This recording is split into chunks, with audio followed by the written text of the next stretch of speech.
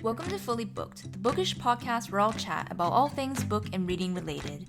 Whether you're a new or a pro reader, there's something for everyone to learn. I'm here to help you on your reading journey and find that next great read that will keep you fully booked.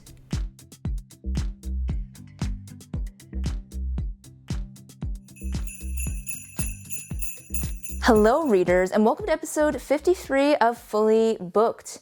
I'm your host Natalie, and today's episode is going to be a switch up from some of the previous episodes I've been putting out as the holidays are approaching, and you know what that means. It is that wonderful time of year to start creating our holiday TBRs, and so today I'm going to share my holiday TBR and book recs with you guys.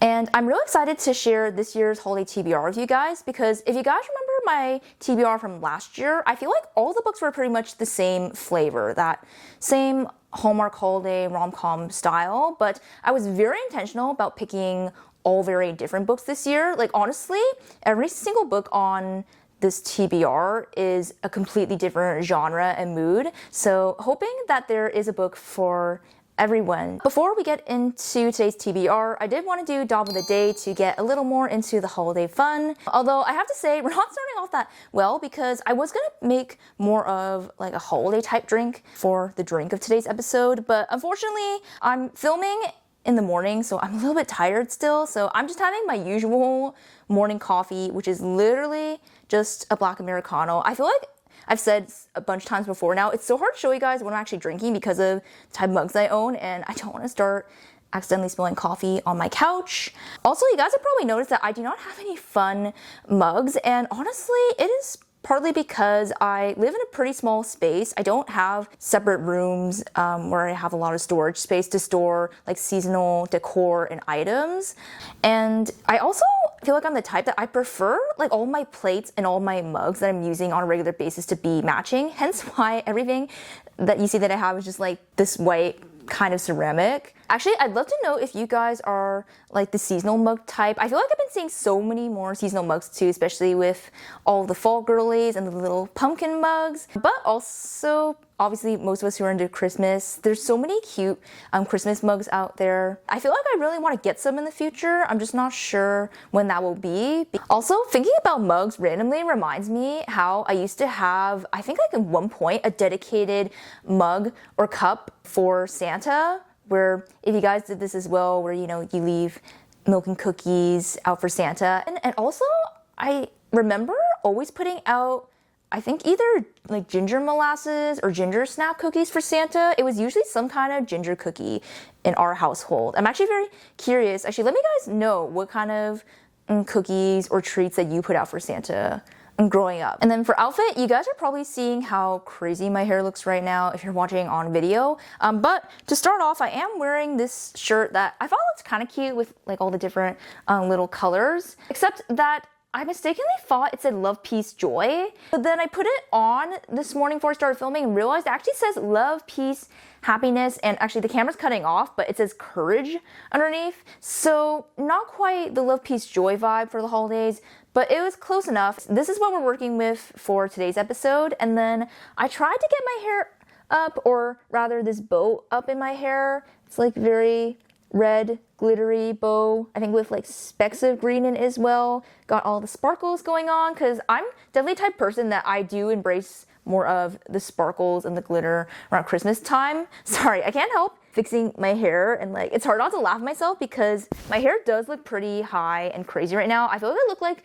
Cindy Lou Who or one of the Who's from Whoville right now, the way my hair is going. But I wanted to put something a little festive in my hair as well, and I have a lot of these bows, and honestly there are so many cuter like hair bow hairstyles, but they're all in the back of the head, and you guys can't see the back of my head when I'm filming obviously, so yeah, I just chose to put it up in this very high up half down hairstyle just for you guys today. Then for current book, spoiler, I'm having to batch film a lot of the holiday content, so we're not really in the real time of holiday reading season while I'm talking to you guys right now. So I am actually reading Starling House by Alex E. Harrow. This is the last book on my fall TBR, which is exciting because as long as I finish this, that means I will be 6 for 6 on my fall TBR, which is always very exciting. This one is basically just a gothic mystery,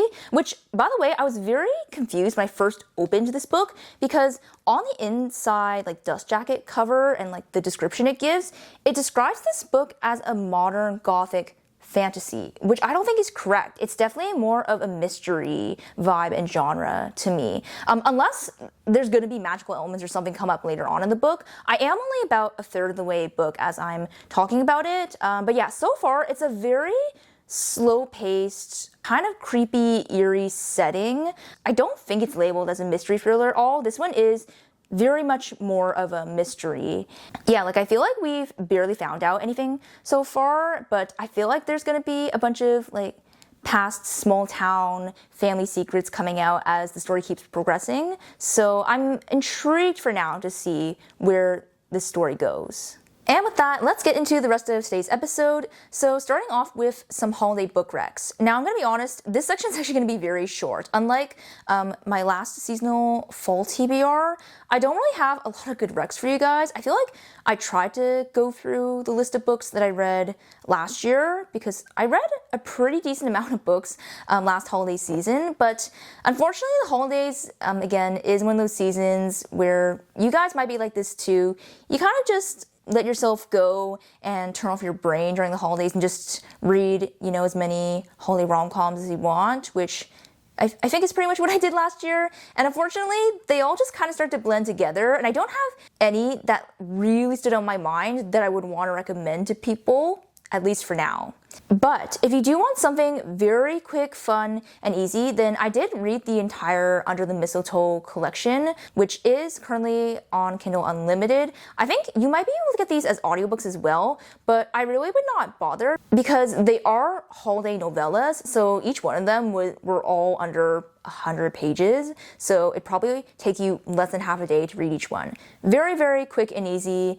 I think each one pretty much had like a different premise, a different type of like romance and trope, but I actually really enjoyed the first one in this collection, which was Cruel Winter with You by Ali Hazelwood. I think it's one where they're basically like snowed in during this snowstorm, so you got the forced proximity, but then I believe it was also a kind of a childhood friend's second chance trope. So if you like any of those tropes and then add in, again, being stuck in a snowstorm, then you'll probably like this one. Also, of course, if you like Ali Hazelwood and her usual quirky style and all the banter and everything, then yeah, this is a great little holiday novella. And then getting into my actual holiday TBR now, first book that I have. This is actually interesting because it's a literary fiction novella.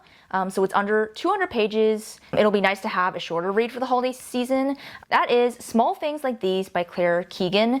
This is one of those books that I saw back when I was watching Jack Edwards and all of his videos and getting all my literary fiction recs. I think there was another book that she wrote as well that I also have on my TBR, but obviously I chose this one because it does take place around Christmas. And we're basically set in 1980s Ireland in this small town, and we're focused on this man who is a coal merchant. And one morning when he goes out to do his deliveries, he ends up discovering something that I guess basically makes him question things about the past, the present, and the future. It also makes him question things that he thought he knew about the small town, and that's pretty much all the book description itself says.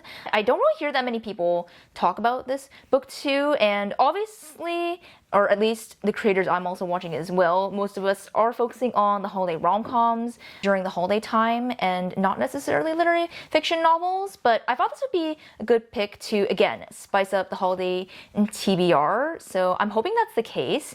It also says on Goodreads, or actually even on like the cover image, that it was shortlisted for the Booker Prize. So now I'm even more intrigued to read this story and find out what it's actually about.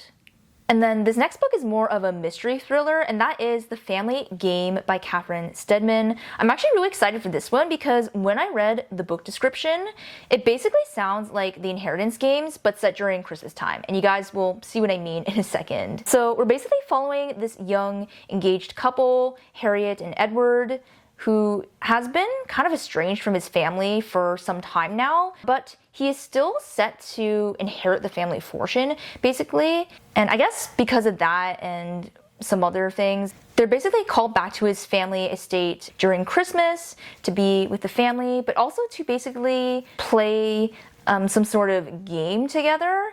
So they arrive at the estate, and then the head of the household, Robert, hands Harriet a cassette tape that basically has some sort of shocking confession or secret on it that, as the book description literally says, sets this whole game in motion. And so, yeah, it's basically, I guess, her and her fiance going to this estate, playing all these games together. There's all these high stakes. Yeah, that's actually pretty much what the book description says. It's not quite clear what any of the secrets might be or if they're fighting for the inheritance within these games. I'm not, quite sure about all that still, which is why I'm really excited to get into it. This will definitely be a fun, different read for the holiday season.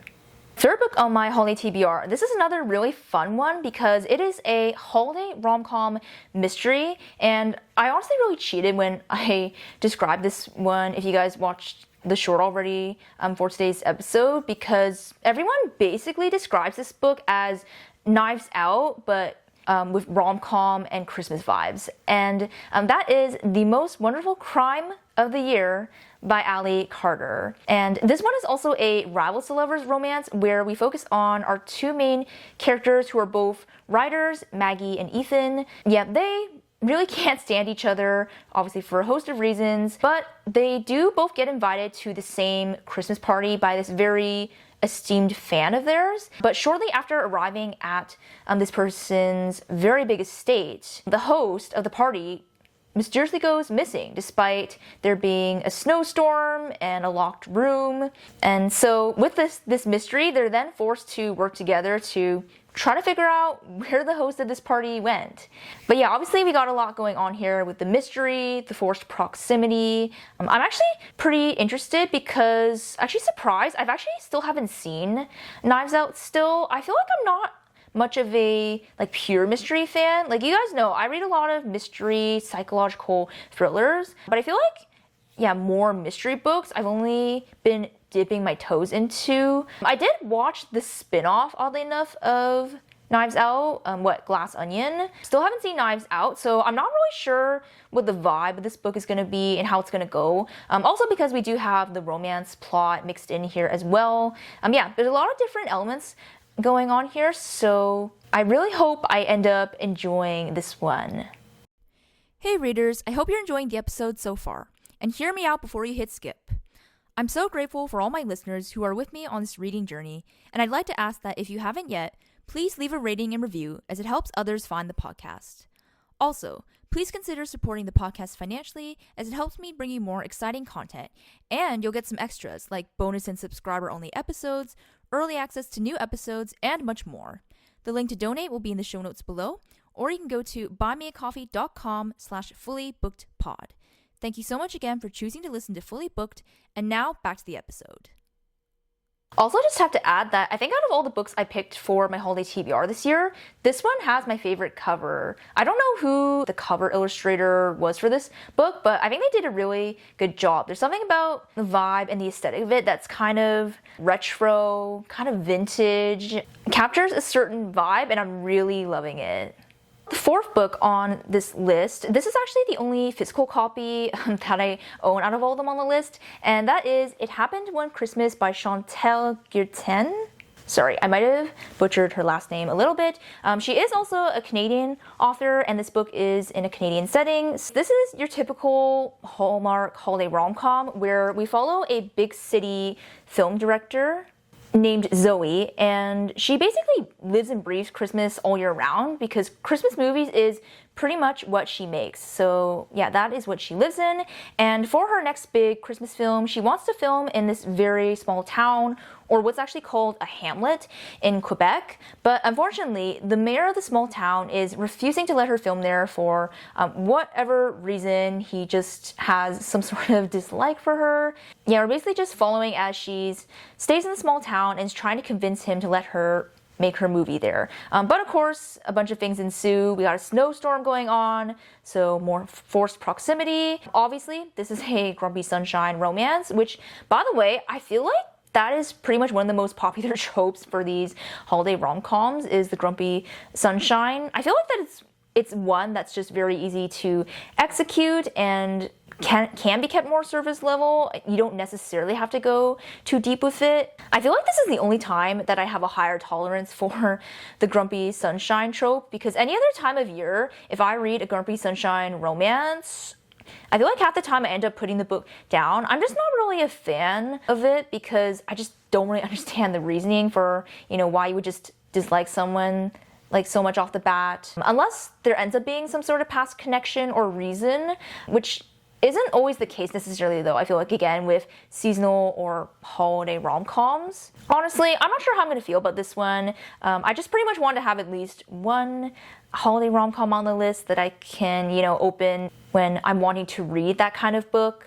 This book is also cool because the small town mentioned in this book, Chelsea, it's actually a real small town in Quebec. And actually, if you live around Ottawa and like near the border of Ontario and Quebec, so like Ottawa and Gatineau, like that area, I think it's actually pretty close to go to. And I also know this because I do have one friend who lives in Ottawa who went and visited Chelsea a couple months ago in the falls. Oh, if you're listening to this right now, hi Jess. But yeah, I saw there was a super cute cafe in the small town, and it was all decorated for like fall at the time, but I can imagine that maybe they also decorate for the Christmas season as well. So if I'm ever in the area, that's definitely a place and town that I'm also gonna have to visit. And for the second last book on my Holy TBR, this potentially might be the one that I'm most excited for, and it's going a bit back more to my roots because you guys have been watching,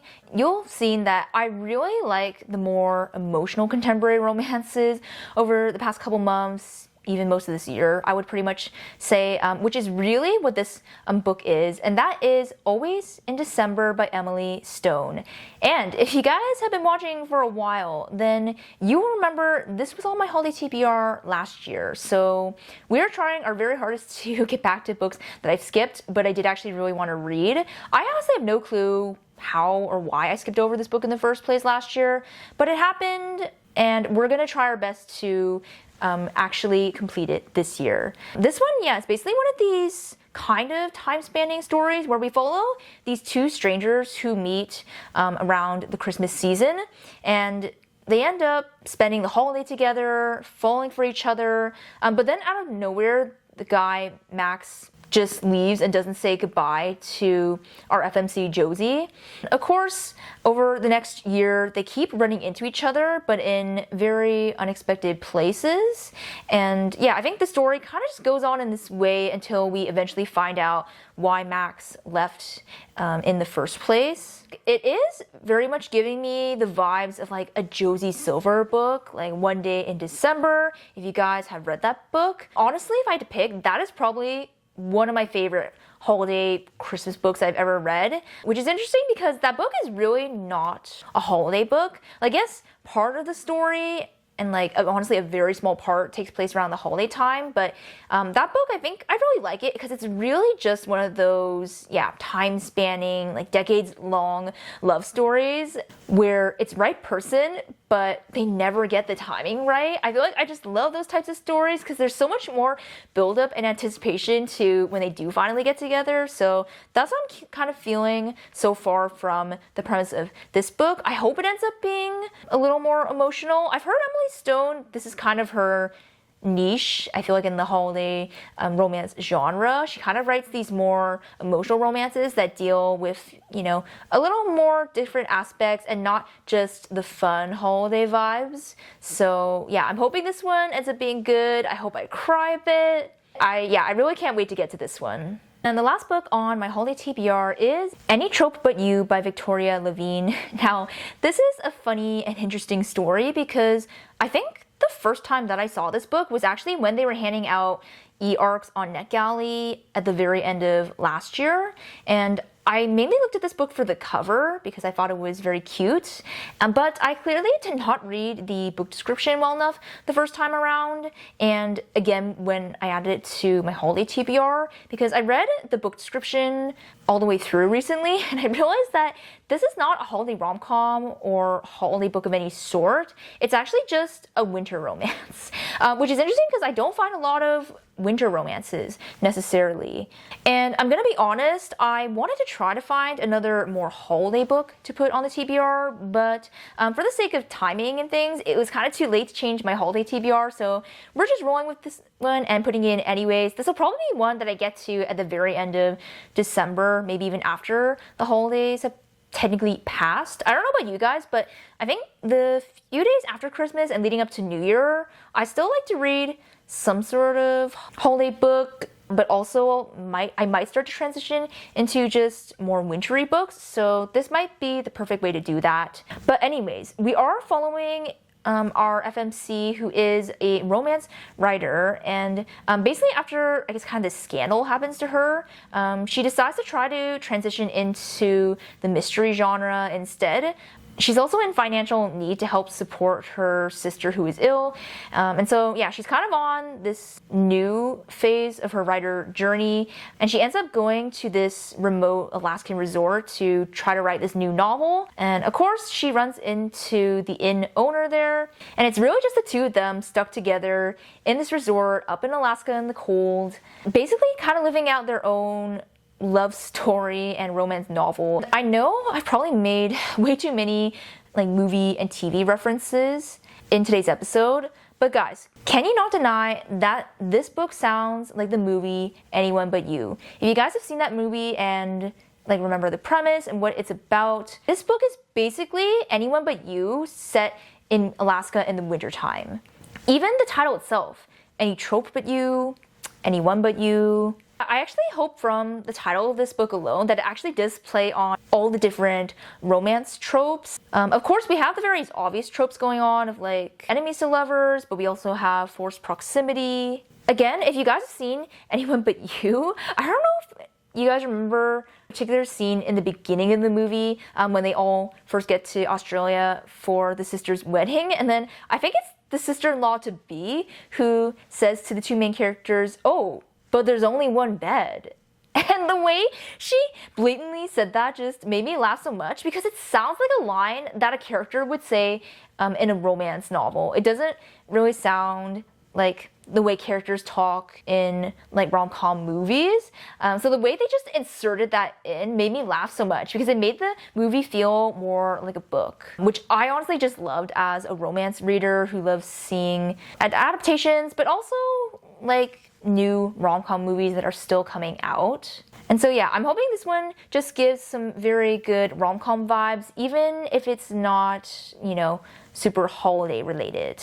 But that is it for my holiday TBR and today's episode. I hope you guys enjoyed wherever you're watching or listening from today. I know I didn't give a lot of book recs in today's episode, unlike my last seasonal TBR, but this is definitely not going to be the end. Obviously, we have a few more episodes coming out for the holiday season, as well as to end off the year of 2025, which feels crazy to say right now. Also, if you guys are new around here, hello and welcome. I hope you stick around. Actually, first off, definitely comment below what is on your holiday or Christmas TBR if you're also like me and this is one of your favorite times of year in general and for reading. A little bit of a side note, I definitely know a subset of people who are very much into the Christmas cozy mystery subgenre as well, and that's something I haven't really delved into at all. Like even in general, I don't read cozy mysteries, so yeah, if you guys have any like fun, different recommendations for me, I would definitely love to hear. But as always, do all the usual stuff, rate, review the podcast wherever you're listening, subscribe on YouTube. Even if you don't watch the video episodes, I'm still gonna be posting some more videos to come, and you guys will not want to miss. And yeah, that way you can stay fully booked on everything fully booked. And also something I just realized I keep forgetting to put at the end of the episodes, I do post early access and occasionally bonus episodes on my Buy Me a Coffee page and platform. So if you guys want a little more extra content, I already have a big backlog of content on there, and I'm still trying to do early access Fridays. So yeah, if you guys want more fully booked, then you can definitely head on over to that page. I always leave the link in the video description or show notes, and that is just another way to support me and the podcast. But with all that being said, as always, I hope you all have a wonderful day, and I will see you all in the next episode. Thank you for listening to today's episode. I hope you were able to take away something, and be sure to follow the podcast for more bookish content. Until next time, stay fully booked, and I'll talk to you soon.